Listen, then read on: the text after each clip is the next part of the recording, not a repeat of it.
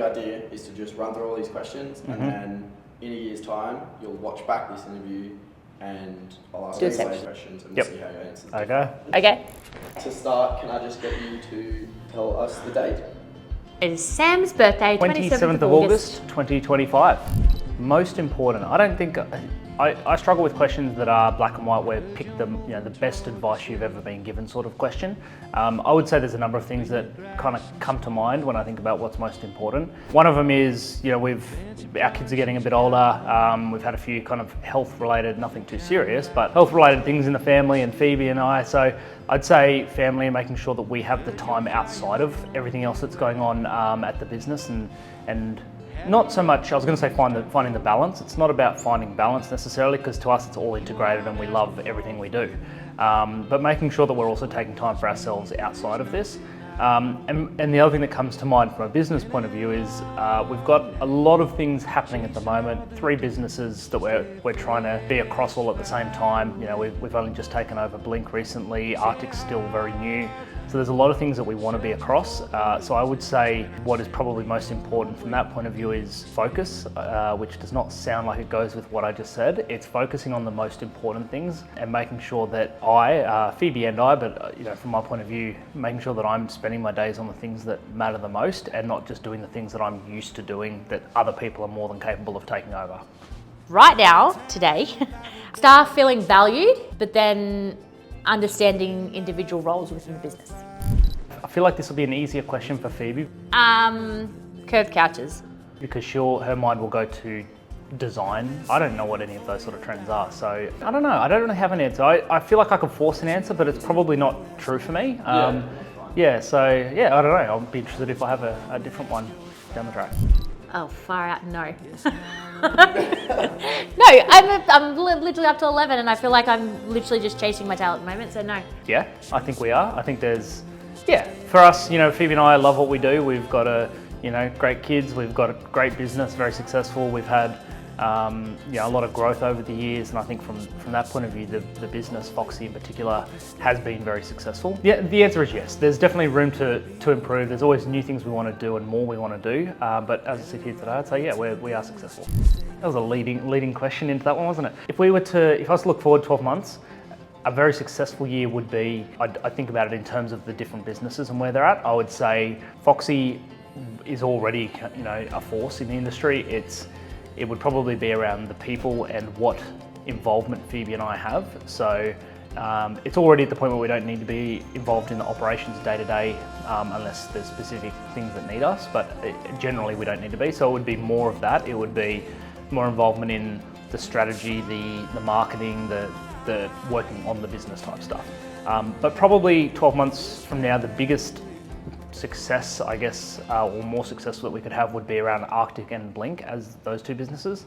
So Arctic would be getting it to be its own, profitable business in its own right. So in terms of the volume of work, the people that we're working with, the type of properties we've been able to work on, and building a team around that. And Blink being the business that we've just taken over, it would be setting it up for growth and seeing a significant growth in a sustainable way. So not just growth for the sake of it, but building the team that we want, bringing the processes in-house, kind of giving what we've learned at Foxy, the things that we think we're really great at behind the scenes, bringing that to Blink in a way that really sets them up for success. I would say having the right people in the roles who are reporting to me rather than me asking the questions, they're bringing me the answers without me asking. Have fun while you're doing it. I'd probably say you're going to get distracted. There's lots of things happening, and that doesn't mean don't do them, because I definitely wouldn't say that I'm unhappy with any of the decisions we've made around, expanding or taking on more people or more businesses. But I'd say that focus is going to be a bigger part of your thought process going forward, making sure that you're really spending that time on the right things and giving dedicated time to those things, not 10 things that all feel important and trying to do them all at once. So it would be, you're going to have a lot of different things pulling your attention in a lot of different ways. Make sure you pick the things that matter the most. Do you know what? My first thought went to property, like what's the most the biggest or most impressive property that I've been involved in. But I'm not going to answer it that way, because to me there's been so many, and I don't go out as much as I used to. So it's less about the property. I would say, this is kind of a different answer, I'd say the warehouse. Yeah, it's not necessarily the biggest job, although there's a lot of parts to that. It was a huge move, and it wasn't just me either, definitely not.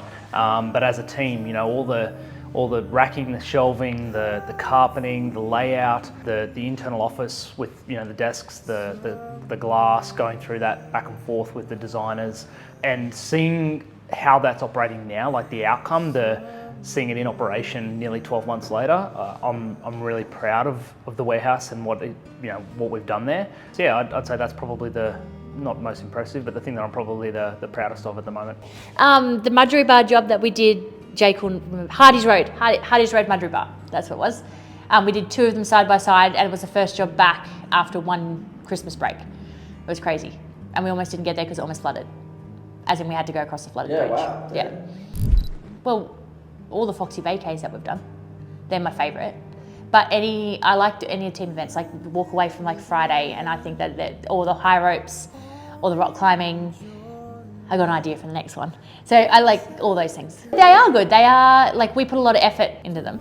And like just being around that's, if you ask when I feel the most successful, it's at those events when I can sit back and watch the team. That's really cool. So yeah. Anyway, like I'm the mum.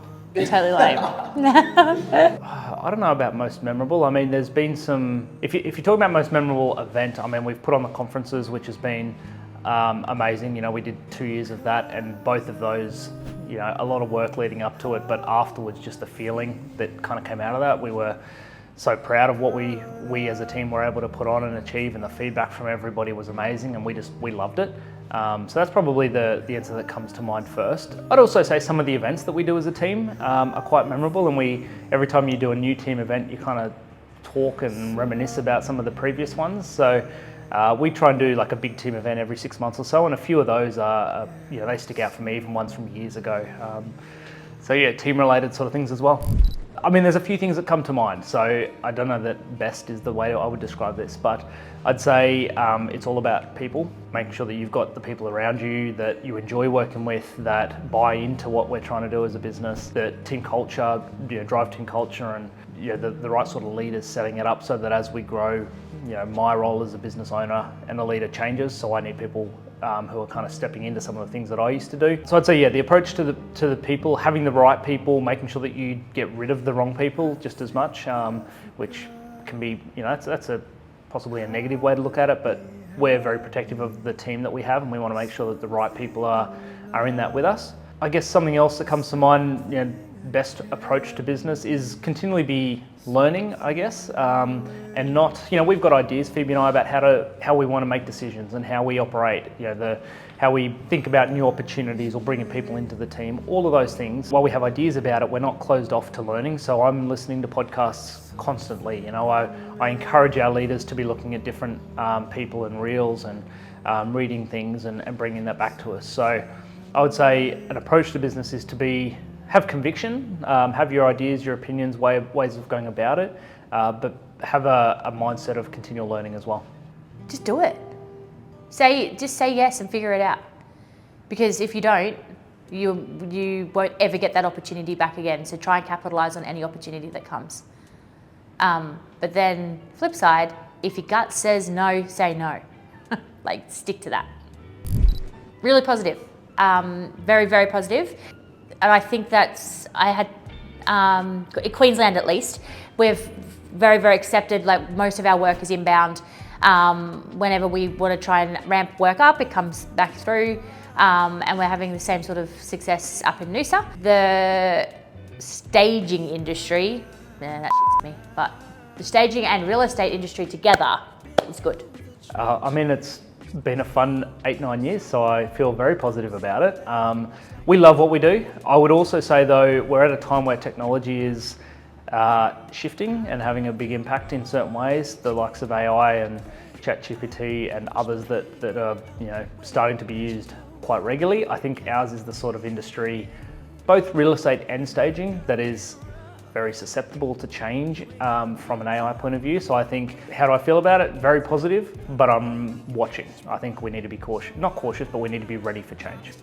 I mean, from a personal point of view, I'd love to do, and I think we are planning at least one holiday with the family and the kids, because we didn't do one in the last 12 months. So Japan is on the agenda. I hope we can look back and say that was amazing.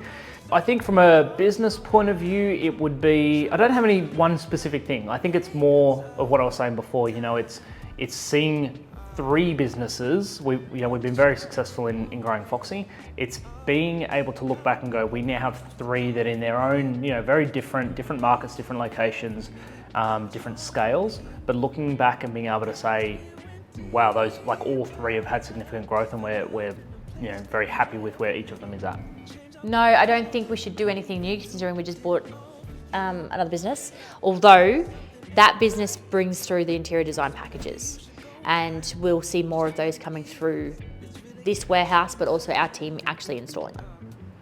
Anything on a personal note? Yeah, I'm going to run that 10K. That we're selfish.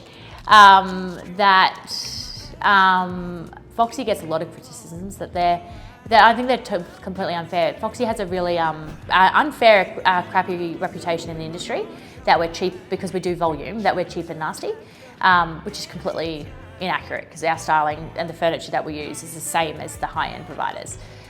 So they're the sorts of that critiques and offensive comments that we'd get. And then I would say the other one would be that Jake and I are selfish. But you know what? We'll be selfish. From a business point of view, Foxy gets some criticisms that we, maybe not directly, but we hear about them. Things like we're, as a business, too big so that you don't get Phoebe, for instance. You don't get the stylist in charge, whereas a lot of small businesses, you do get the person directly. So we've had other people in our industry use that as a criticism against us when they're talking to clients and agents. That one doesn't bother us that much. I mean, we're aware of it. It's how we explain it and approach that up front. I would say my criticism of myself would be, as a leader, I think while I'm always trying to do better, I think I'm not great at everything, or not that I think, I know I'm not great at everything. Having those hard conversations, giving clear, honest feedback is probably something that I'm not always the best at. And I know that that's something that limits me and what I can get out of my team sometimes. So something that I'm aware of, if nothing else, and trying to improve. What app do I use the most? I could probably get my phone and actually tell you the real answer, but it's probably, I'll give you the boring ones, which is probably something like Maps, Messages, whatever. The one that I probably use that's not work-related the most would be Podcast Addict, because I am obsessed with podcasts and that's my app of choice. I spend time on Instagram quite a lot from both a business and a personal point of view as well. I don't actually know. Trello. Trello and Slack. Trello and Slack. A couple of weeks ago, it probably would have been Facebook, but I've made a pretty conscious decision to remove that, because that's a waste of time. Too much time. Yeah, too much time. Yeah. Oh, you know what? Actually, ChatGPT. Yeah. Yeah, ChatGPT. And because now I've learnt all the custom GPTs, and because you can do Canva and CapCut and everything through ChatGPT, and it's been anyway. What do you want to say to yourself in a year's time when you look back and watch this interview? What would you like to hear? That we've managed to get the right people in the right places, and Jake's let me buy a house in Noosa. Lovely. Which everybody will benefit from, because it's going to be where everyone can stay when they go up to help at Blink. So it's not just for me, it's for everyone. Hopefully you've made the most of it and not feeling like it's just been another year of busyness without stopping and doing the other things as well, so the fun stuff. I hope we went to Japan, and if not, that we found something as a suitable replacement. And yeah, I'm excited about the next year. So 3 businesses, growing kids, a lot of stuff, great team. Phoebe and I are looking at other opportunities and doing our own other holidays, things like that. So I hope you've enjoyed it. What's the best approach to business? I've got in brackets. Yes, that's a very broad question. Give us a 3-4 sentence overview of how you look at it. Okay, 3 or 4 sentences. You've set me up for paragraphs here.